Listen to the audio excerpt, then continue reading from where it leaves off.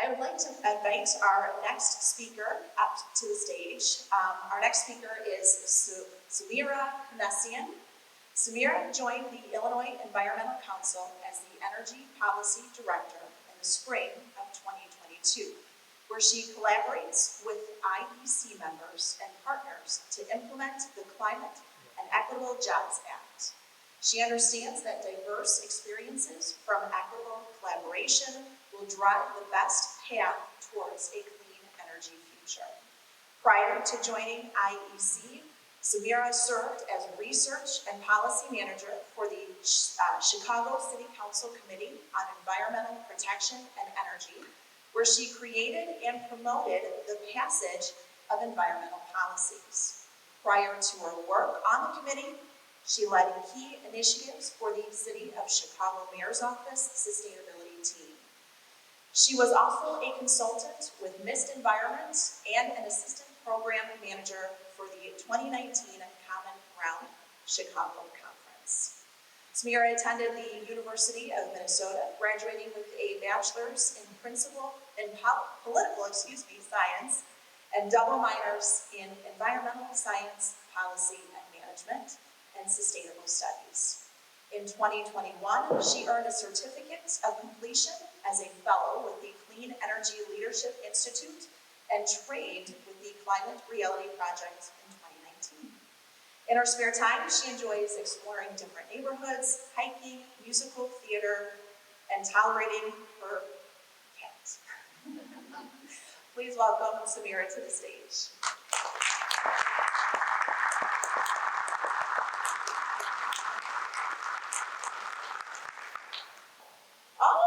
They're together. Okay, well, I need to introduce then Dany Robles. Thank you so much. Dany joined the Illinois Environmental Council in the winter of 2023 as the Climate Policy Director, previously working at IEC as the Chicago Energy Policy Coordinator. In his new role, he coordinates with IEC affiliates to successfully implement the Climate and Equitable Jobs Act, explicitly supporting the implementation of workforce hubs and equitable transportation policies and transit goals. Additionally, he will look to continue developing the narrative around the need for climate migration solutions to be addressed as the looming effects of climate change continue to displace people worldwide. Prior to joining IEC, Dany spent several years working in corporate security and investigation before getting involved in political organizing.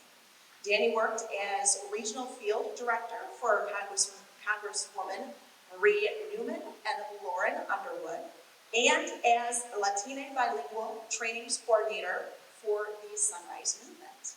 Most recently, Dany worked with the Illinois Green New Deal Coalition as their state coordinator. Dany earned his bachelor's and master's degree in criminology, law, and justice from the University of Illinois in Chicago. He is an alum of the Chicago City Council Latino Caucus Foundation Fellowship. Thank you very much.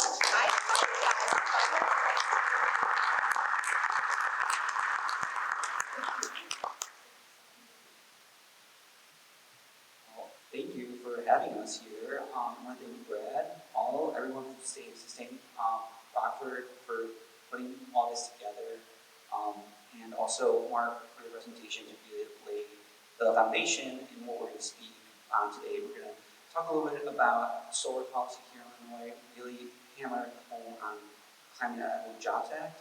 Our main goal is to educate decision makers about good and sound and equitable environmental policies all across the state of Illinois. Awesome. Well, I just want to start us off with a little quote. We can be whatever we have the courage to see. And this particular picture was taken off a video titled Letter from the Future. It's a little documentary that was made by Congresswoman Alexandria Ocasio-Cortez to really bring home that, as we are fighting climate change, the ability to affect change is within us, and it really takes everyone to do that work.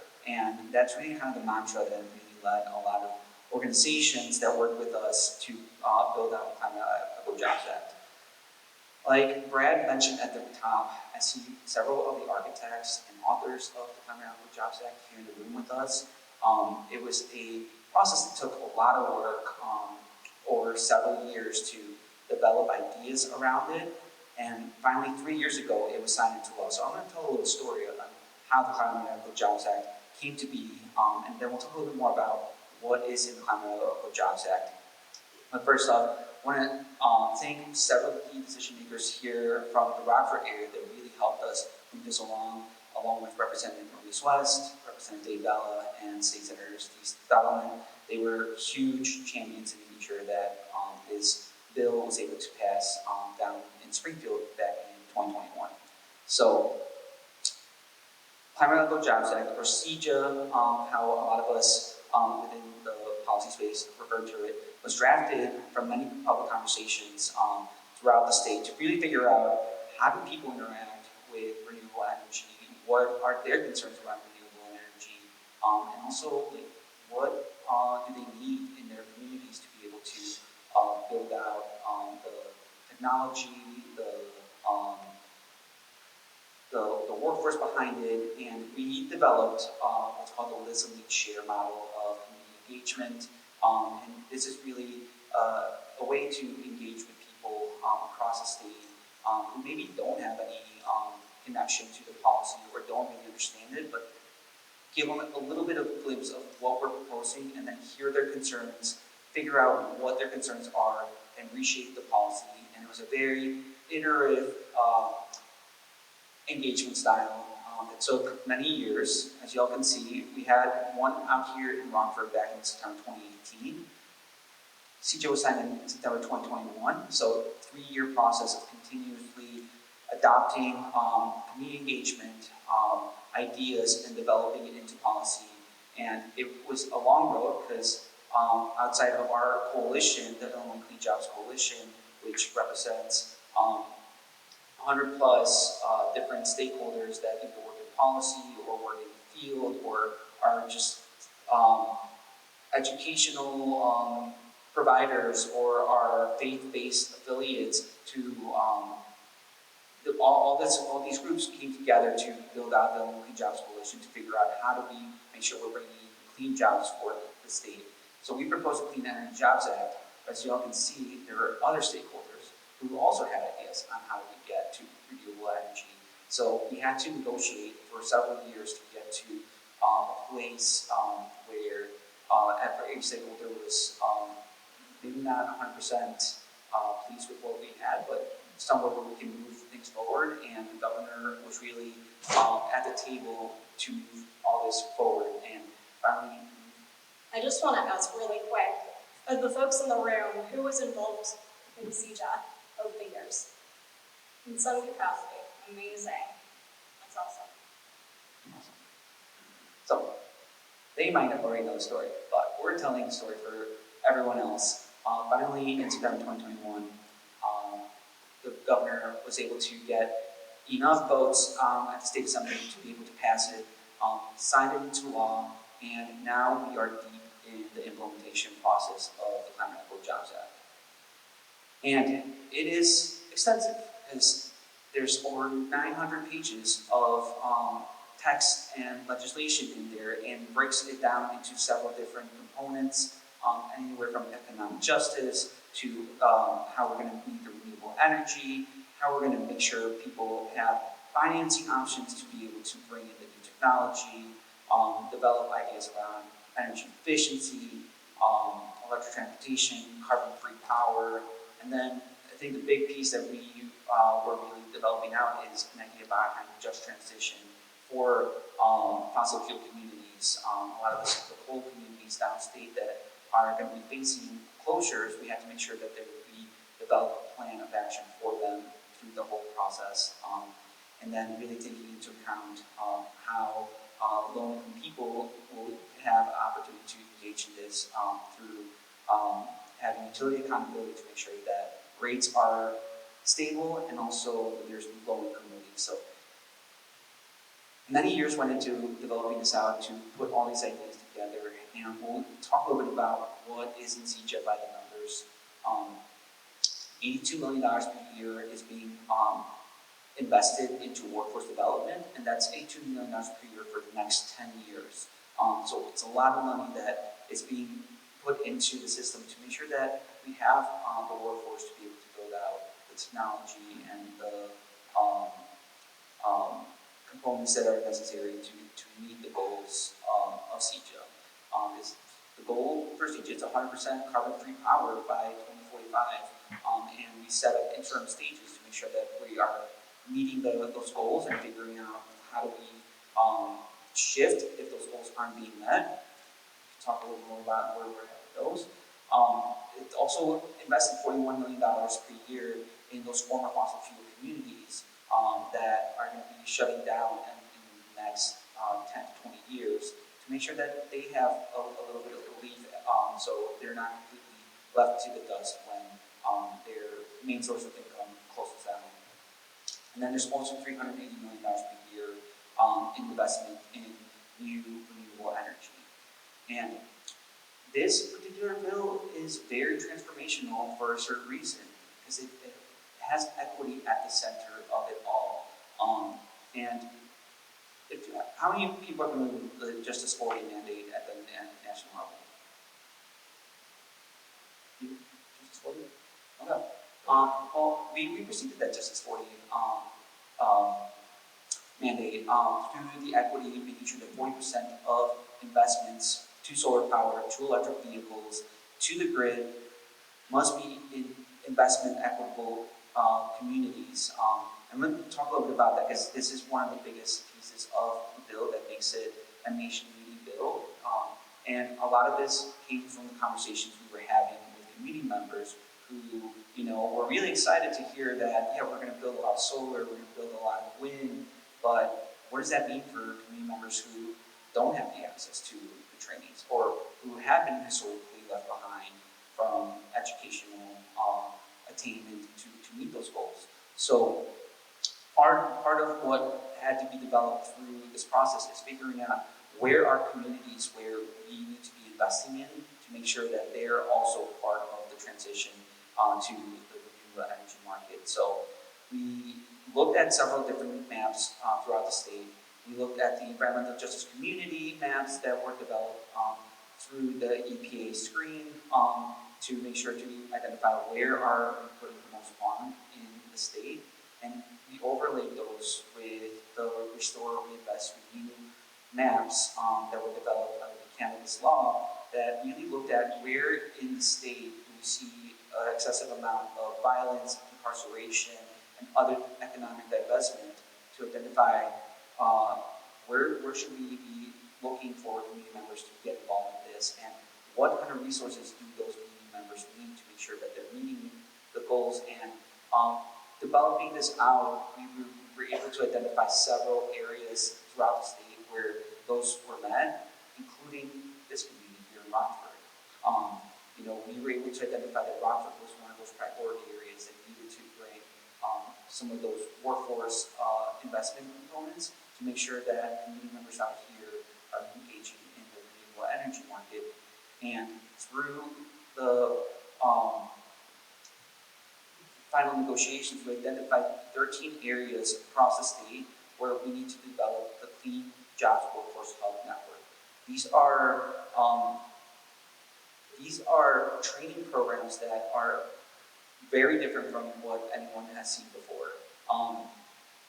Prior to CEJA, a lot of the training programs throughout the state were being built up as career apprenticeship programs that are great because they do provide union jobs, but oftentimes those programs don't recruit people from Black and brown communities, and those are oftentimes the places where there's the most divestment. So through the development of the Clean Jobs Workforce Hub program, we were able to make sure that not only are we recruiting from those programs, from those communities, but also identifying what are some of those barriers that those community members are facing that might not allow them to engage in the training program holistically. And through the conversations we had, through initiatives, we share programs, we were able to identify that oftentimes the Black and brown community members who want to engage in this don't either have the college or the high school degree, or don't have transportation to get to a training program, or don't have the ability to, because they still need to pay for childcare or other necessities of life. So through the Clean Job Workforce Program, those things are being looked at and taken care of. There's a bridge program to allow community members to get the final pieces of education on either literacy or math skills to be able to engage in the workforce programs. And we also introduced the barrier reduction program that allows people to tap into money so they can have childcare, so they can have transportation costs solved. And we also looked at where are some key areas or key constituencies that also need additional support to make sure that they're getting involved. So through this program, we also introduced the Returning Residents Clean Jobs Training Program that provide the same trainings as the Clean Jobs Workforce Program. The only difference is those trainings are being done at the Department of Incarceration or Corrections level to make sure that people who are returning from corrections are looking and getting the training they need to succeed back in society. So all these programs just kind of go on top of each other, and do also offer a pre-apprenticeship program. However, those are less spread out throughout the state. There's only 3 of those throughout the state. Meanwhile, the Clean Jobs Workforce Program, we have them popping up all over. And we want to name out that most recently, the Clean Jobs Workers Network Hub does have an official administrator here in Rockford. The Workforce Connection has been awarded that program. They still haven't gone live yet, but this information is available in the Department of Commerce and Economic Opportunity website. There's also an Energy Transition Navigator. Those that program in particular is to help recruit and move people through the system of the Clean Energy Workforce Program. And that particular organization is going to be Goodwill Industry here in Northern Illinois, here at Rockford. And I know there's also a lot of contractors here. We do have a Clean Energy Contractor Incubator to make sure that we are providing support for your businesses in the long run. That program still hasn't been identified for an administrator, but y'all can keep eyes with the Department of Commerce and Economic Opportunity to get more information on that. So it's a big ecosystem for the workforce components. And I know there's probably going to be a lot of questions. I'd be happy to talk to anyone after that, but I do want to pass it over to my colleague who is the expert on the energy side of things. Thanks, Dany. Hey everyone, so we're going to transition over from the workforce elements back into the more solar specific side of things. So just to level set a little bit back on solar policy, it sounds like a lot of folks have been pretty engaged in this space over the years. Thank you for everything that you've done to move renewable energy forward. Starting in 2016, we did pass at the state level the Future Energy Jobs Act. CEJA really established a lot of the incentives that we see today, including the Illinois Shrines and Illinois Solar for All programs, and also provided really legal opportunities to generate and establish community solar as well as rooftop solar. CEJA, what we've been talking about, passed in 2021, as we mentioned, and really allowed, it was an add-on to CEJA. It strengthens and continues those incentives. It allowed us to increase the Illinois Shrines categories, so there are now a total of 6, but now schools, solar on schools, community-driven, community solar, and renewable energy projects led by equity-eligible contractors are now involved. And we also established a statewide goal to achieve 50% renewable energy generation by 2040. And of course increase the Illinois solar bill budget as well. So I just wanted to paint a picture of what has been happening over the past couple of years since then. The CEJA and CEJA are the really big pieces that have set us on a path forward.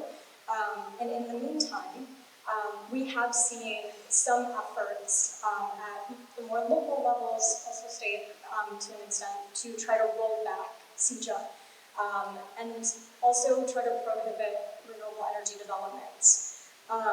So at the state level, some work that we've been doing as IEC in the meantime, we passed a siting reform bill last year that we're very proud of.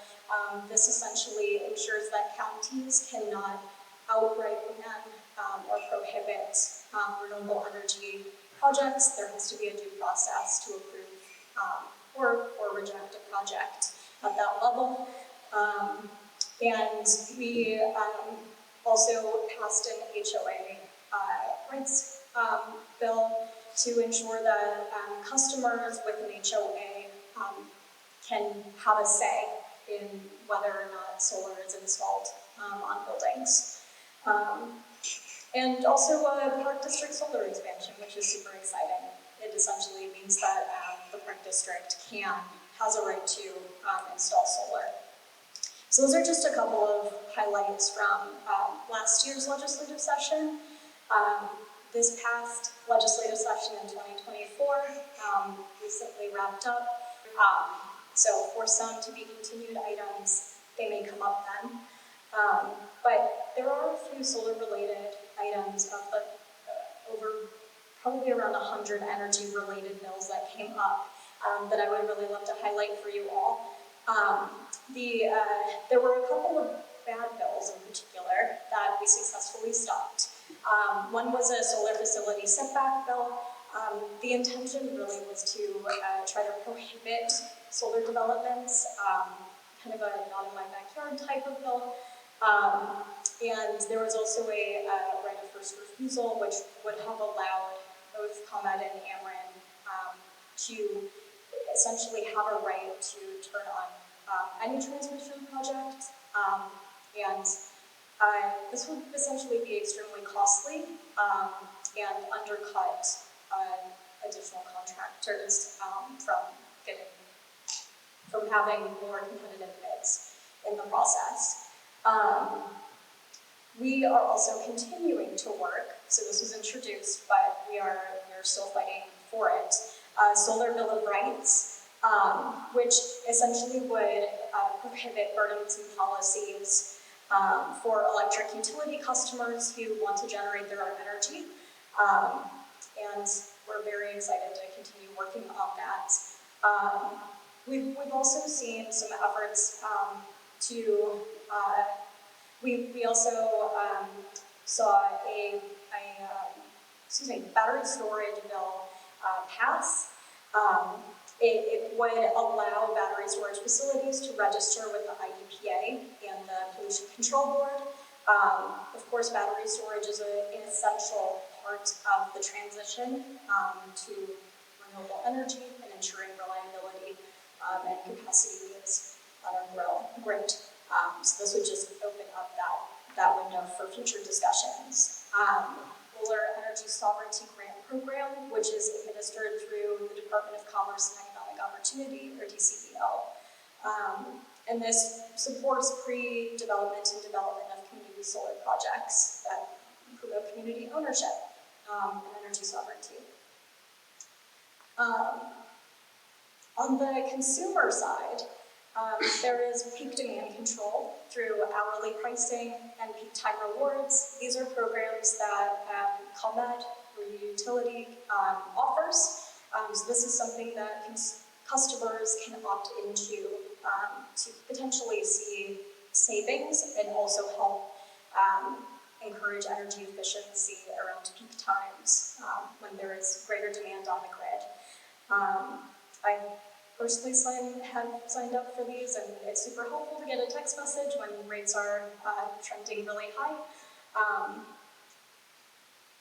we didn't need to spend too much time on that.